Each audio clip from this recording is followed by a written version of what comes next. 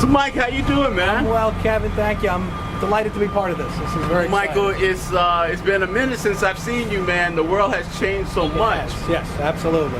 Now, I want to go back because actually it's one of the most exciting times in my life. Sure. Is when we first met. Yeah. At the custom shop 96 on Fifth Avenue. Yeah, 1996. If And you know, right in the middle of Rockefeller Center. Yeah, it's a great location. Across from Saks across the street Avenue. from us. Yeah, we right? had Bergdorf close by. That's right, down the street. We had from Brooks the Brothers church. around the corner at one time. There was a Brooks on Fifth at that time. Yeah. Which is closed. There was a Brooks on Fifth and that would be 50-something, which is long gone. Yeah, and I remember that time real well because we got a chance to work the Christmas holiday at the custom shop, Rockefeller Center, where unlike today, I mean, it would take a whole day before you saw the sidewalk because the streets would be so crowded. And for me, that was like being in the World Series of custom clothing and the whole clothing business, man. That was as good as it got as far as custom.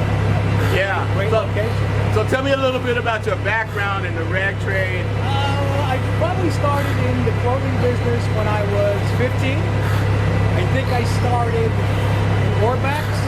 Dating myself a little bit now, the old Orbacks. I think I started in the men's department.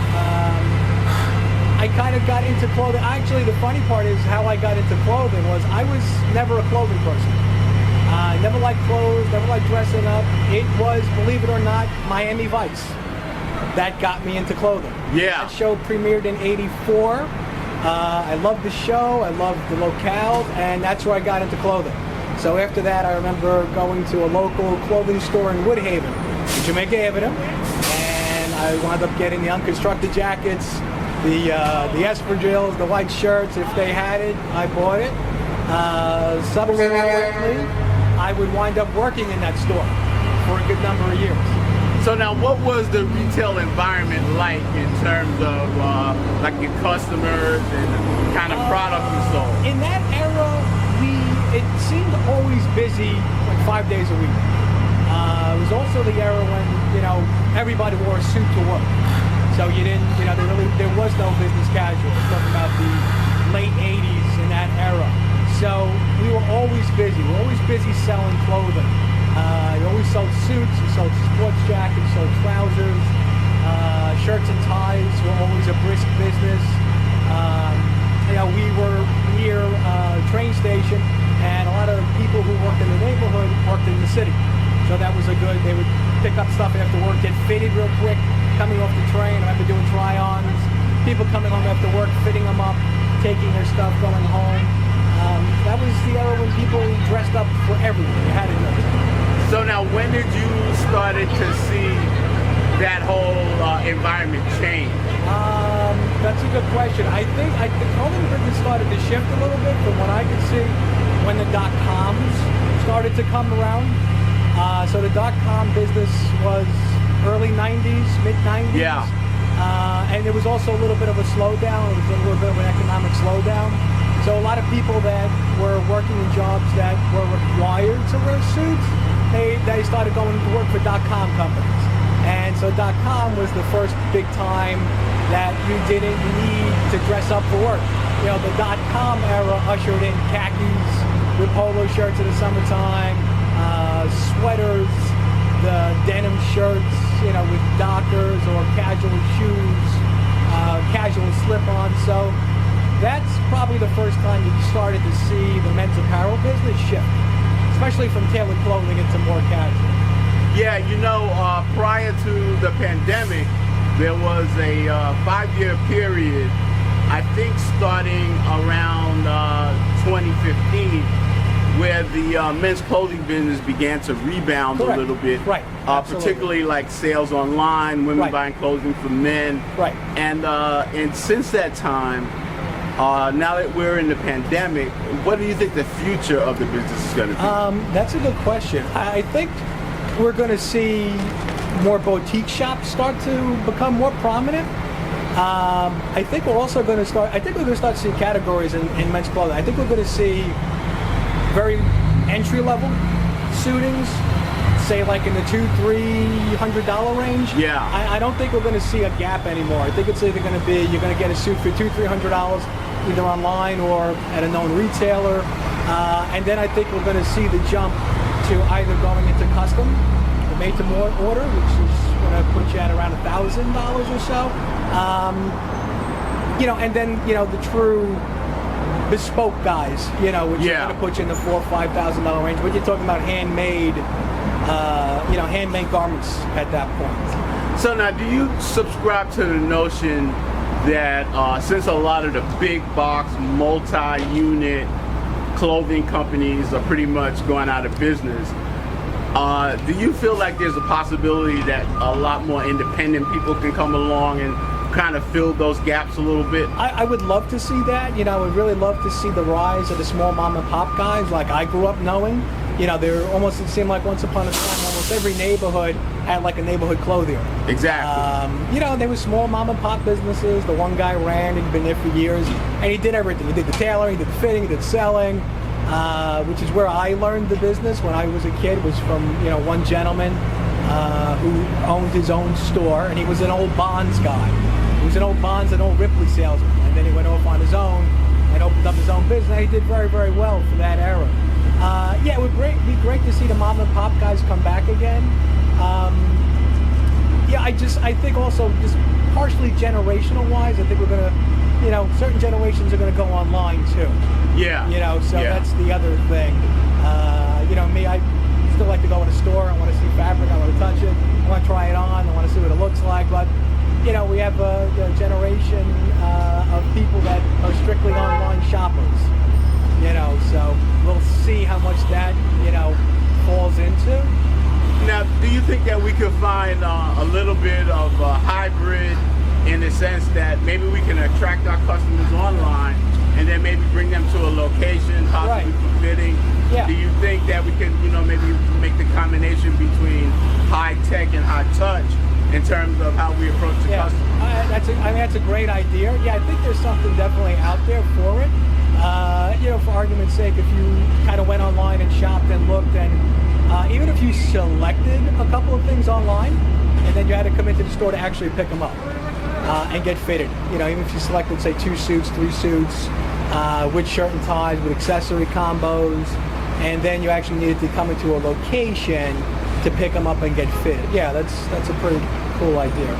So now with a lot of the larger name companies like Brooks Brothers and some of the Neiman Marcus, some of the really iconic names, Barney's, in fact. What are your thoughts and what are your memories about some of those iconic companies that were in New York? The first thoughts that come to mind with them, especially Brooks Brothers, is just classic style. True classic, generational style. I mean, Brooks Brothers had customers that went from like their grandfather shopped there to their dads brought them there, and then when their sons got into the workforce, it's like, well, I came here because my father shopped here and my grandfather. So I think a lot of those stores, Neiman Marcus was too, they attracted generations that shopped to them, and they offered classic, timeless apparel. The navy blue suit, the pinstripe suit with charcoal gray, never going to go out of style. You could have those for years and always be appropriate. It's sad to see them, start to wind down. Again, I think unfortunately it's also kind of what we're seeing from online shopping. Yeah. I think the online shopping is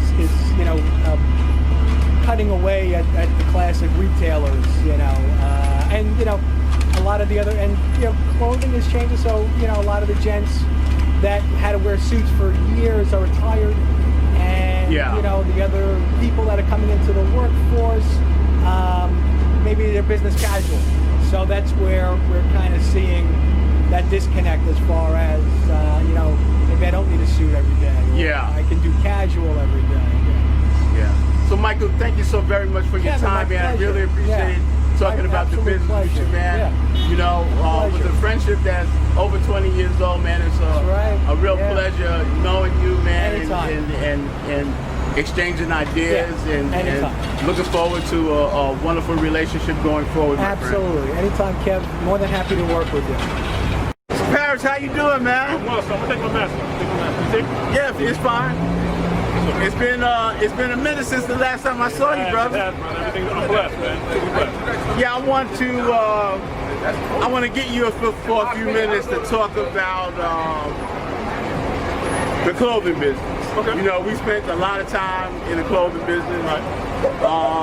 I want to go back to the time we met, and if you remember, that was a time on 18th Street and 6th Avenue. That was the renewal of that area. Traditionally, that was the place they used to call the Ladies' Mile. And it had been pretty much unoccupied. It was sort of partly residential, partly industrial, light manufacturing was in that area. But then I think Old Navy had come there, and Bed Bath & Beyond, and we moved in across the street. Correct. At what at that time used to be today's Man Store. Now they were a Philadelphia-based company that came to New York. They opened up a bunch of stores, and we happened to be together in their store on 6th Avenue and 18th Street. It was one of the really first big box men's stores. And I want you to talk about that experience when we met and you first got into the trade. Well, I mean, it was my first foray really into menswear retail. And I have to say, I thank you so much for taking me under your wing and mentoring me, teaching me the business, number one. But Today's Man was a prolific company that was really moving aggressively in the Northeast market. And I came at the right time to really start learning the business. I think it was the early 90s, 94, 95. Exactly. And that's when we met. And we forged such a great relationship. Everyone had so much respect for you because of your knowledge, you being a business owner and things of that nature. But knowing some about fashion, but you were teaching me about menswear because I didn't know that.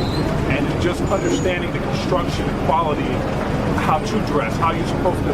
You said to me, you always teach, you said they're going to see before they talk to you. You know, so we always have to be sharp. You always have to be on point, especially when you're a man of color. You have to be on point. They look at you before they speak to you. You know, so I think my knowledge grew from that. And then basically going on to work for the Men's Warehouse, and then my foray into custom, which you introduced me to again, in the custom shop. Going into that and teaching me, you learn this business is the future of menswear. And then taking that knowledge, because I was so entrenched in it, and learning the craft, that I had this idea to start my own business. And then talking to you, you said, Parrish, go for it. I remember we were Wall Street. But I want you to go back to the time of the marketplace. Okay. I want you to talk a little bit about what the environment was in retail, you know, building relationships with customers, and that person-to-person kind of relationship that has been lost. Yeah. So I kind of want you to talk a little bit about what that environment was like back then. The environment was, I mean, specifically in that area, because it was such under new development, and it was a new menswear store, people would come in and you were forged to build a relationship with people because you want these people to return to you.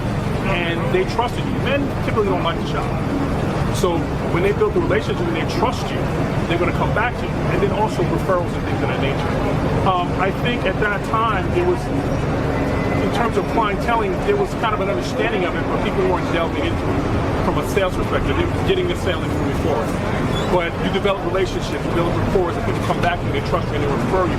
So that's very important. Keeping names and relationships is very, very important. That people miss. So in this day and age, with COVID-19, the big spot retailers like Neiman Marcus and Nordstrom's and Saks Fifth Avenue, Chapter 11, Lord & Taylor Chapter 11, Barney's Chapter 11, you know, all these big companies, middle and high end, the whole landscape of business has changed. So let me ask you, do you subscribe to the notion that because of these big box iconic stores are closing, do you think that has opened an opportunity for independent people to come about and maybe build their own brands and their own customer base. Absolutely.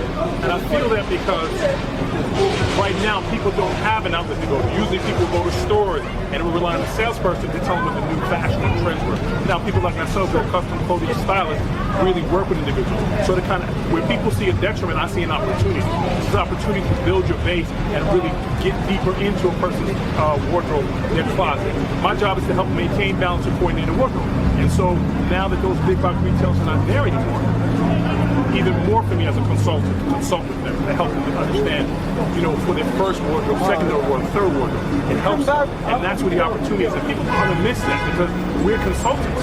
And so now we have the opportunity to do this. I have the opportunity to do consulting, but now I have the opportunity to do custom as well. So I'm married to both. So let me ask you now. There is, in my view, I think there's some possibility that people can look online and see product and then maybe make an appointment and go in store to try to marriage the high tech and high touch. I just want to get an idea of what you feel about that particular process in the Very business. important. Also, remember this whole internet thing has opened up business.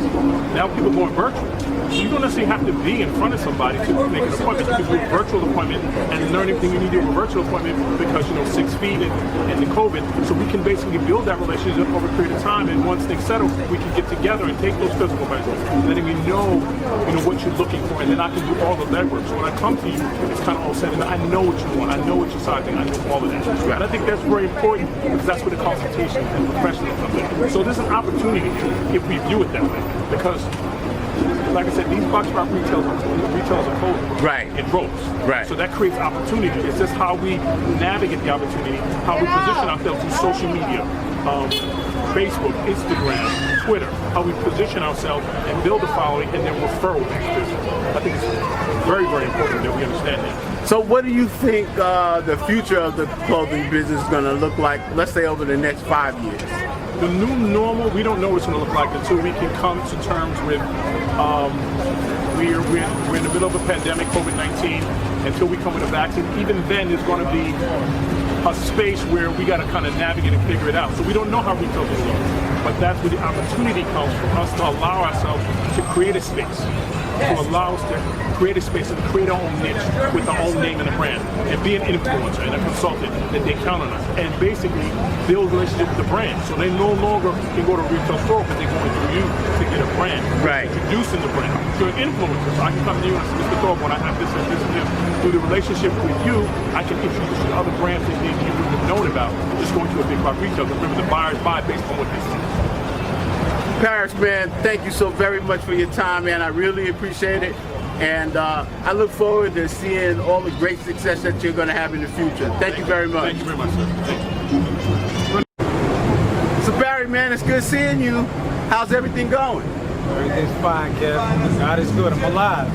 So I know that for many, many years you've been a very independent clothing entrepreneur. And I want you to talk a little bit about that process.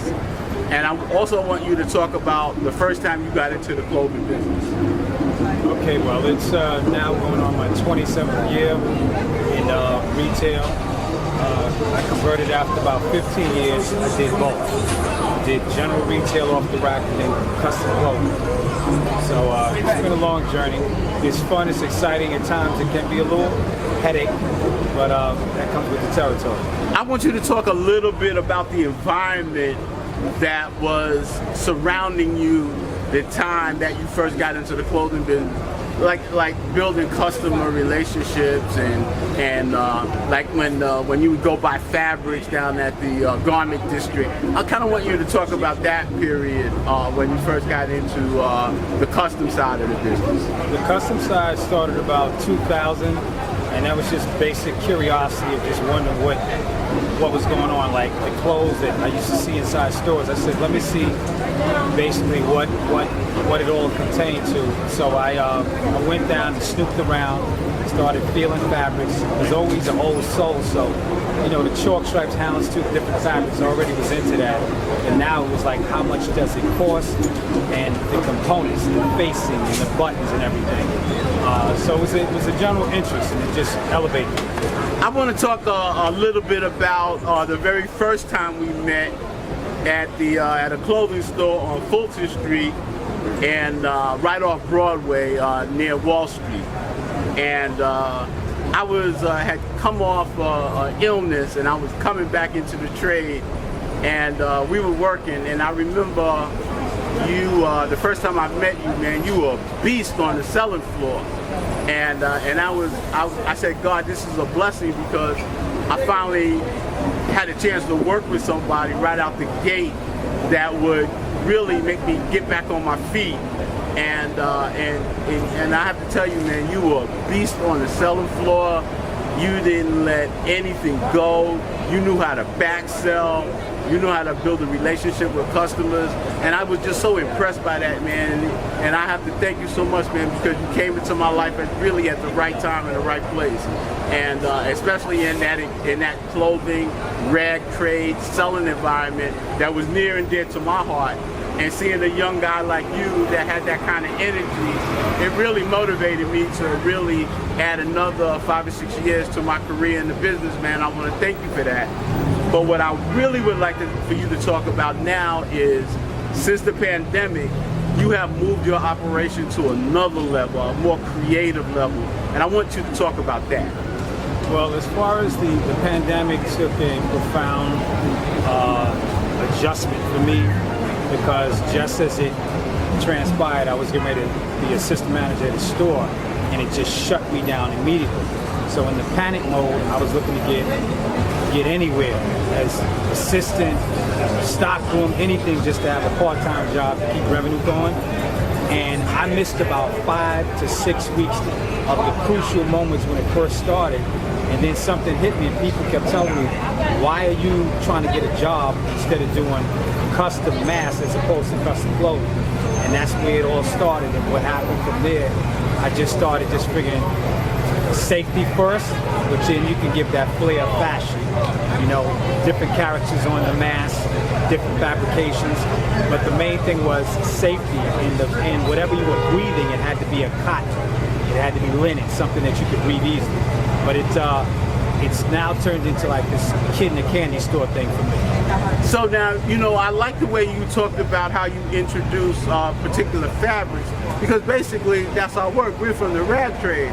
And for you to have the thoughtfulness to incorporate all these safety mechanisms into particular fabrics, I thought that was fascinating. And so tell me about some of the styles, because you're for me is the person that really started mass as a fashion accessory. And I want you to kind of explain how that process started. Well, like I say, it was a survival mode for me that turned into, once again, the passion of fashion. Being that I love seersucker, I love houndstooth, I love the older prints. A lot of them you can get in cotton, which takes you more breathable. As the winter goes on, I'll get slightly heavier fabrics. I'll never do vinyl. A lot of people that are doing the piracy thing with the Gucci, Fendi, and so forth, they have vinyl that you can't breathe. Right. So I will have some pieces underground, but they're microfiber and you can still breathe. Right now I'm developing about 12 to 15 different styles for just kids. Like kid-friendly floral prints, softer prints. And then for the adults I would get funky and put black power, all kind of different things. But you have to have some kind of meaning. It can't just be fashion. It's got to be something that has a cultural situation, what's going on now. Barry, what do you think the future is going to look like in the clothing business? Where do you think we're going? The clothing business is actually going to be online. Brick and mortar is going to die slowly but surely, because the landlords, the rent, and just people sustaining the whole going to shop thing. So it's going to be online. And this pandemic thing with the mask, I'm calculating, because the youth are not taking it as serious as they should, I think it's going to last nothing less than 2 more years.